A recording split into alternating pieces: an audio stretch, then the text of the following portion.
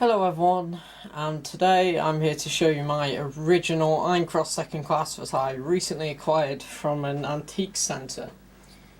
So this is one of the latest bits of gear I've acquired for my own personal display and collection. It shall be taken to events, and yeah. So what I'm wanting to do this video is show you it quickly and tell you more about it, tell you what it was awarded for, and also to tell the people who aren't too sure how to buy one, how to see if one's a fake or not.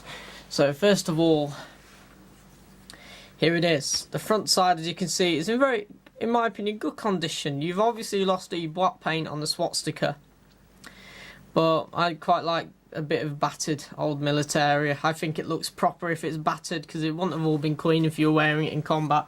Most soldiers didn't wear them in combat. Quite a lot of them took them off so they didn't damage them. But some soldiers did wear them in combat and they got like this. There's a bit of rust, as you can see, not much. The date 1939 is clearly seen. The sides are in good condition. No black paint overspill, what means it also helps tell us it's original. Ring is original with a maker's mark. I'm not going to bother to try and show it to you as I tried it earlier, and it's really faint. It's L, I think it's an L, you can't rework it out, it's really faint and it just looks like an L, but it's a maker's mark and that's all what matters, and it tells me it's original. So a little bit of history first. The Iron Cross was first introduced in 1813, and by the time of the Second World War, obviously the Third Reich was in power, so what they did is they changed the colours on the ribbon to, I've actually got an original ribbon with this. I think it's original because all the colour diameters are correct. They're meant to be spaced apart like they are, and they changed it to black, white and red. And obviously this ribbon is black, white and red. The ribbon isn't in the best condition, as the guys kept it in a display case like this, so it's a bit crumpled up and I don't want to force it to uncrumple itself. So I'm just going to give you a quick show of this, so let's lift it up. As you can see, the front side's in very good condition, just about. Mind a bit of paint loss, I think it looks quite nice. The back condition is unfortunately another story. This guy, it came in display case, and that's why I wasn't sure if it was original, not in the shop, as it wasn't out. I learned afterwards I could take it out and check, and luckily they weren't scamming me and it wasn't original. But the problem is, as you can see, the black paint is in very good condition. But you can see the substance on the sides and on the date. That's glue or something. But the guys used to stick it down onto there, and it's a shame really. But I didn't see it, and I'm not bothered really, because the front of it is in brilliant condition. The back of it, I would say, is still in good condition. But as you can see there, some of the stuff has got on the side. The date 1813 is still clearly visible, but I'm going to find out a way to safely remove all that, and that'll be in perfect condition, because the black paint is still all there. But yeah, the maker's mark, I'm going to attempt to show you it, is just on the top here. You probably can't see it. Will you focus and show them? No, you won't, but yeah, it's on the top there. Focus, please. Thank you. But yeah. So a way to find out, so that's it, lovely piece of history. It was awarded for a single act of bravery in the face of the enemy, or actions that were clearly above and beyond the call of duty. So it's a very special medal, and it's a lovely piece of history to own. I was really happy when I bought this. I was coming on the way home smiling. On the way home I was in, on a train. And I just couldn't stop looking at it. I had to get it out and look at it. I was so excited, because I've always been interested in World War II, and pieces of history just like this just set me over the moon.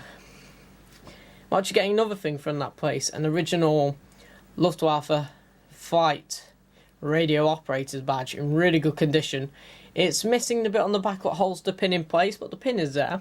There's a coin maker's mark, NNM or MNM. One of the letters is a bit faint. But it's a coin maker's mark, and I shall be getting that by Sunday, hopefully. So I'll have another medal to show you. Otherwise, I hope you enjoyed the video from the training event back in April. It seems to have 80 odd views now, and it's got a few comments, so thank you very much for that.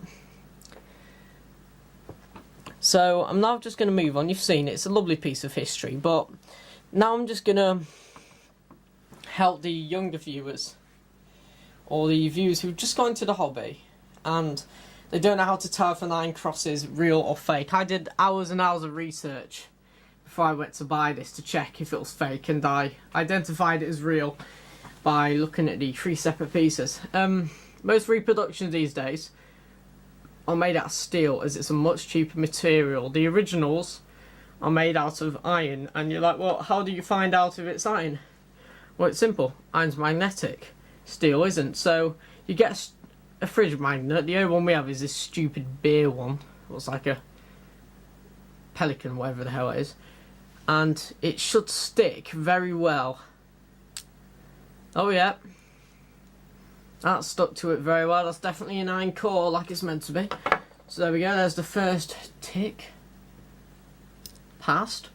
Also, it should be 3 separate pieces. Most reproductions these days are cheaply made and they are one whole piece. I'm actually going to buy a reproduction, do another comparison video to spot if one's fake or not. But most reproductions are one separate piece. No, just one piece, because it's cheaper to make them as a whole. And they're all made out of steel, while the originals were made out of 3 separate pieces, as can be shown. Let me just find the clearest edge to show you, and you should see a very thin line on there, if it'll focus, what it did last time. Yeah, you can just see there, look. That thin edge going all around it is the 3 separate pieces.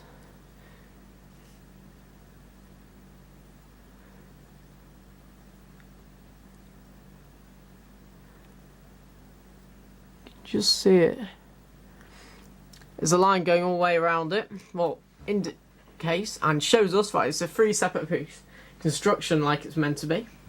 You've got the first piece, the outer piece here, then you've got the iron core and this piece here, and then you have the ribbon loop, what is a whole separate piece of the iron cross. But yeah, that's basically it, my original iron cross second class. The ribbon is original, and what I'm going to do is I'm going to quickly get it all together and show you what it looks like in the display case. So I'll be back in a few minutes. Hello everyone, I am back again for you. A few seconds. For me it was about 1.5 minutes of screwing it back on with my multiple piece screwdriver. As you can see, when it's in the display it looks absolutely magnificent. There's my laptop there. I've got my Luftwaffe gear as well.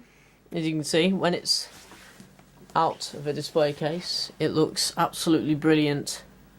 No, when it's in the display case, so it looks brilliant, and it's going to stay in there. And that's why I said it doesn't matter if the back's not in the greatest condition, as only the front of it is seen, as you can see. As the back is completely sealed, literally just a number of screws, fits in the display case perfectly. So thank you for watching my video on my original Iron Cross second class with ribbon. And there should be another video up tonight about my Fallschirmjäger gear, giving you explanation of what it is and what I've done since you last saw the Fliegerboss. So I'll see you all later, and thanks for watching.